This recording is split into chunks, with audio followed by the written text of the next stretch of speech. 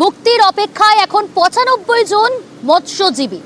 তাদেরকে মুক্তি দেওয়া হবে শুধু নয়, তাদের বিরুদ্ধে যে মামলা রয়েছে সেই মামলাও প্রত্যাহার করে নেবে ঢাকা।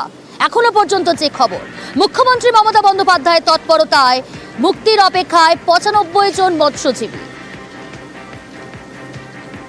টেলিফোন লাইনে রয়েছে প্রতিনিধি বিশ্বজিৎ হালদার। বিশ্বজিৎ, মুক্তির অপেক্ষায় 95 জন মৎস্যজীবী, তাদের পরিবার কতটা খুশি এবং কি বলছেন, তাদের কোনো প্রতিক্রিয়া পেয়েছো এখনো পর্যন্ত? হ্যাঁ দেখো, যে খবরটা এসেছে সেটা শোনা মাত্রই কিন্তু মৎস্যজীবী পরিবারদের মধ্যে যে উদ্বেগ যেটা কাজ করছিল, যেটা একটা আশঙ্কার কারণ করা হচ্ছিল, যেটা বাংলাদেশের যে পরিস্থিতি নিয়ে তারাও কিন্তু চিন্তায় ছিলেন। কিন্তু এই যে খবরটা এলো যে বাংলাদেশ সরকার তাদের উপরে সেই যে তাদের ভারতীয় যে মৎস্যজীবী 95 জন রয়েছে তাদের যে সমস্ত ধারায় তাদের কেস দেওয়া হয়েছিল সেই সমস্ত ধারাকে তুলে নেওয়া হচ্ছে, অর্থাৎ কয়েকদিনের মধ্যেই তাদেরকে ভারতের হাতে তুলে দেওয়া হবে।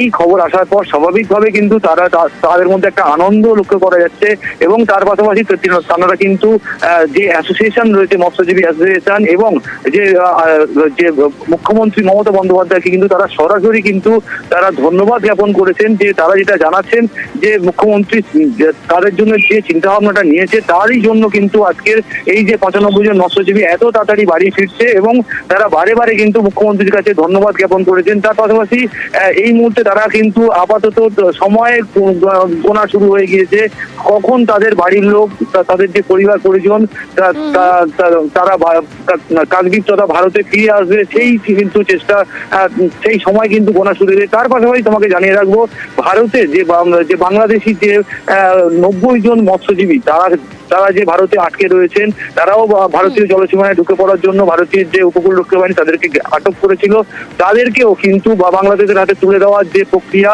সেটাও কিন্তু শুরু হয়ে গিয়েছে। অর্থাৎ দুটো দেশের মধ্যে কিন্তু যে এই যে মৎস্যজীবীদেরকে আদান প্রদান সেটা কিন্তু আর কয়েকটা দিনের মধ্যে একেবারে বিশ্বজিৎ, এই 95 জন মৎস্যজীবী এখন ফেরার অপেক্ষায় এবং এপার বাংলা থেকেও কিন্তু 90 জন মৎস্যজীবী যারা বাংলাদেশের মৎস্যজীবী তাদেরও ফেরার অপেক্ষায়। সব দিকে আমাদের নজর থাকুক।